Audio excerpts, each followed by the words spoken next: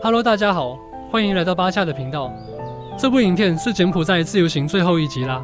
接续前3集，我们一早退房之前，还是来吃点早餐吧。今天点一个不一样的，这个班乃迪克蛋，口味还真的是不错。想不到这间梅海维华拉雅度假村还能做出这么酷的早餐。吃饱喝足之后，我们就上路准备回到金边了。和第一天一样，我们选的是莱维塔客运。有想要自由行的朋友，可以再参考资讯栏的连结，蛮推荐这间客运的，网络上订票方便。车子相较其他客运品质还是不错的，他们家有小巴士和大巴士，也有夜班巴士，大夜班巴士也是不错的体验，可以尝试看看。那很有趣的是，司机还会随机载客，是司机自己赚一点小费的概念。每次大家都会看到这样的随机载客，也见怪不怪了。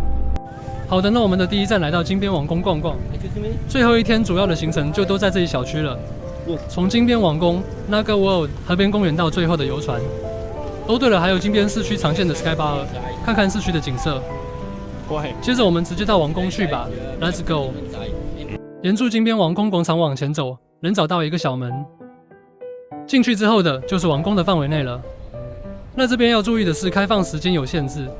记得没错的话，景区开放时间从7点30分到11点，下午是14点到17点。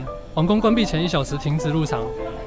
那在广场那边会有很多本地导游可能会说王宫不开放，接着要带你到其他地点去，建议还是自己来看看，才不会被唬烂到。门票价格是每人10美，导游也是10美。顺带一提，导游是王宫内的专业导游，建议花10美请一个解说，增加点乐趣。我们来的时候正好剩下一位中文导游，真是幸运。接下来让导游带我们参观金边王宫啦。金边王宫的游客大概1半以上都是本地人，他们也都会找一个导游帮忙解说的。首先第一站是介绍起这个菩提树，过了第一座门之后，矗立在这里。导游说这个又叫做炮弹花，又叫做沙罗双树，这是迦摩尼出生的地方。对，我们当地的这边的当地的语言会叫那个梁木，中文叫炮弹花。这种树呢，它的花对女生来讲呢，它也有目的。真是特别。接着看到的就是王宫主建筑群了。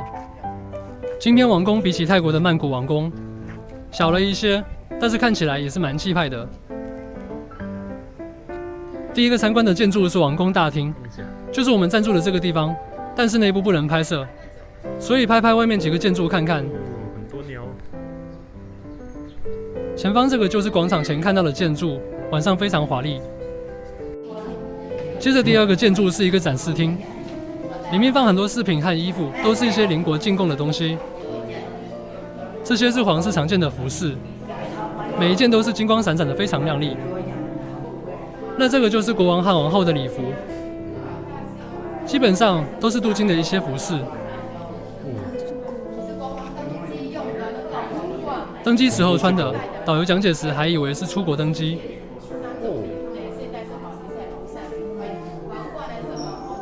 比较有印象的是这个王冠了，好像整个都是金做的王冠，戴在头上登机感觉就重得要死。这么大，看来要当国王和王后也要练一下。那这个是什么我也忘了，蛮特别的饰品，感觉是祭司戴的。逛完刚刚的建筑后，出来另外几栋是王宫的办公室，连办公室都很气派。另外左手边这里是他们的歌剧院，有重要庆典或是外宾来的时候，会带到里面看歌舞表演之类的。顺带一提，柬埔寨重要活动都很喜欢跳舞，有机会来自由行的朋友一定要体验一下他们的手舞。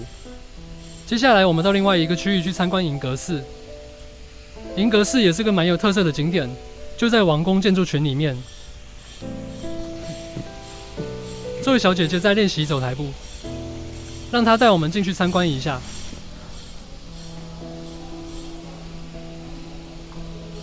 前面这个建筑就是银阁寺了，在银阁寺周围的围墙上有很多的壁画，大部分是讲述一些佛教的故事。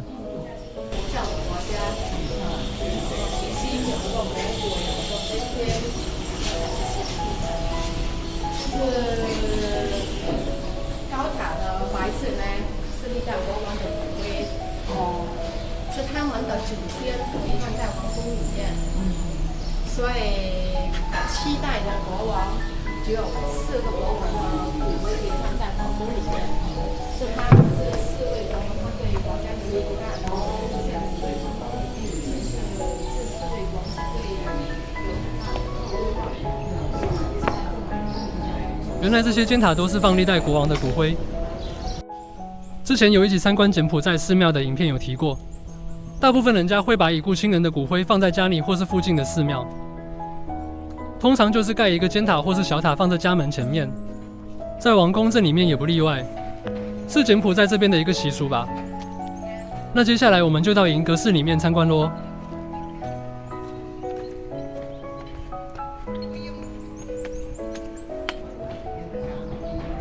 那和王宫一样，里面是不允许拍照的。之所以叫做银阁寺，是因为大厅地板铺了5329块的银砖而得名。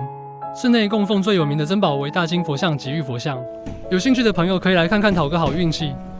里面有些佛像还可以求好运和包生子。咚咚咚咚咚。接下来就是自由活动时间了。在银阁寺另一侧有5个酷的模型，看起来相当的酷，合照起来也很好看。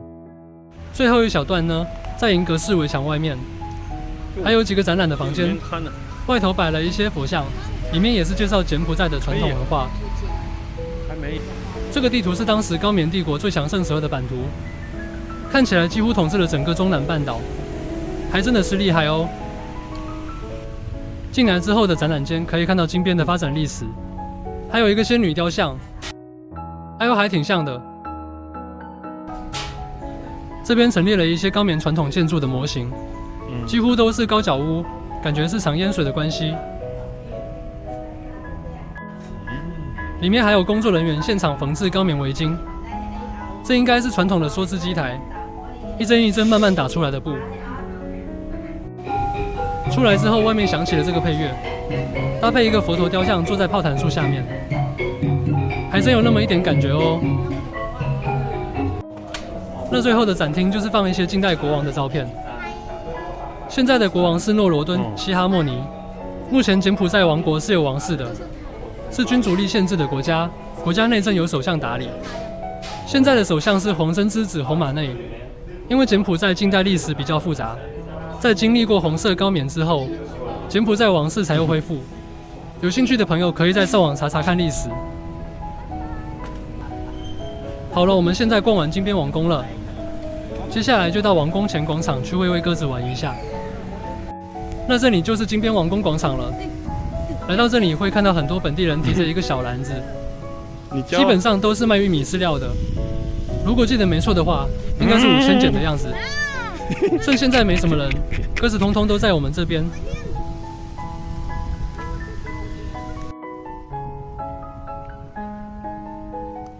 除了一些卖饲料的之外，全部找你了。这里周遭也有很多卖饮料或小吃的摊贩，也有很多导游在附近拉游客。另外，在河岸边还有很多船家可以搭。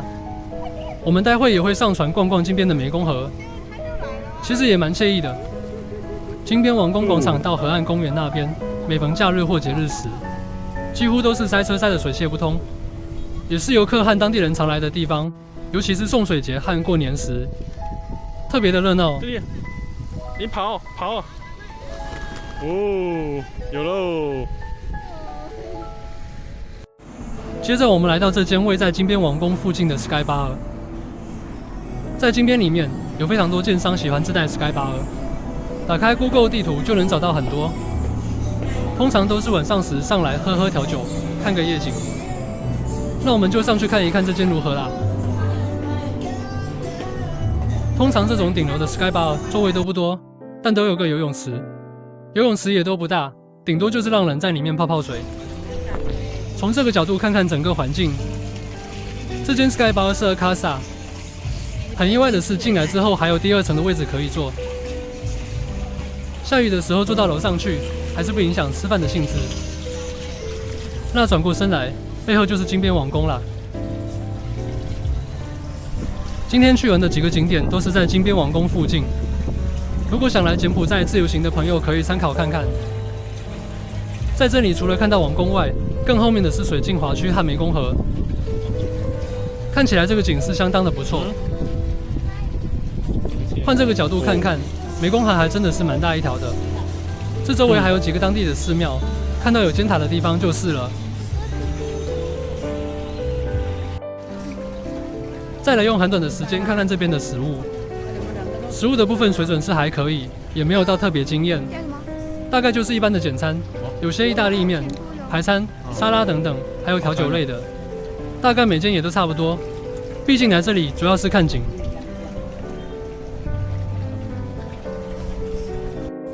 吃饱喝足之后，我们又走到河畔公园来运动一下，待会准备去坐船游湄公河。哇靠！来这么多次，第一次发现路上有大嘴鸟。怎么有这个？除了刚刚那只，其他树上也好几只。哇靠！真的是太惊奇了！这排树上就看到了4、5只大嘴鸟。今天来的时间大概是下午5点左右，已经有很多小摊贩开始出来卖东西了。还有接近王宫广场这边有一间小庙。在外面会有很多人卖莲花，还有人会卖麻雀。通常柬埔寨人到庙里致意，都是带莲花进去里面，有点借花献佛的意思啦。那至于麻雀呢，就是一个放生的概念。路途上还看到这个特别的画面，特地把它们拍照下来。几个和尚也在河畔边，超酷。那现在的天色也渐渐暗下来了，我们准备搭船去。这一路上有很多船家可以选择。可以挑个自己喜欢的再上去，价钱应该都是差不多的。有的船上有自助餐或是小摊贩，有的则是单纯游船。我们挑的这个看起来还不错，一个人大概$5。上船前还看到很多和尚一起呢，很特别的体验。走吧，上船去咯，准备开船。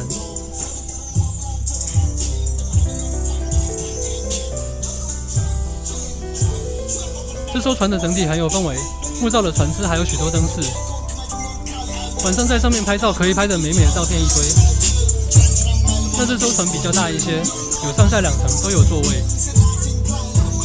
还没开船就已经开始有 disco 的感觉了。已经很多人在上面等候发船了，赶紧挑个好座位。船的后面还有一个烧烤摊贩，等会来去看看有啥好料。在岸上看这船感觉还有点小，上来之后发觉还挺大的，可以容纳50、60人。后面放了2个保冷的箱子，这边的小摊贩经常是这样在保冷。也不只是船上的店家，一般的店家也都是用这种方式。那这里面一半是啤酒，一半是红牛饮料。顺带一提，这里的红牛非常常见。至于旁边卖什么吃的呢？烧烤摊和简式面包了。我很喜欢这里的简式面包，和越南的口味不大一样。通常老板会加一些木瓜丝和葱段和肉末之类的加在里面，有些也会放进小黄瓜，吃起来爽脆可口。那重点是，简式面包烤过之后，外酥里嫩的，而且相当的经济实惠哦。通常一个就是2000到4000柬币，很适合背包客早上直接带上一个，就能填饱肚子啦。除了烧烤之外，还有卖泡面和饼干。开船一阵子啦，来看看湄公河的夜景吧。在特别的节庆时，对岸还会放烟火哦。船上2楼的屋顶还有吊饰，超有情调的。隔壁的年轻人和和尚们也拍了好多完美照。看来我们点的食物也准备好了。点了几串的牛肉丸和烤牛肉，这也是很常见的路边摊美食。配上小黄瓜和木瓜丝，根本是一口接一口停不下来。整趟的游船时间大概半个小时左右。从船上面看晚上的金边王宫广场，又是另外一个感觉，金碧辉煌的样子。虽然金边王宫不像泰国曼谷的王宫那样的大，但是从湄公河上看起来也是相当的华丽。没有缘啊。好啦，那以上就是这一次带家人来柬埔寨自由行的最后一站。其实蛮推荐大家自己自助游柬埔寨，可以发现和探索不一样的柬埔寨哦。那么这一个系列就到这边结尾了，大家拜拜。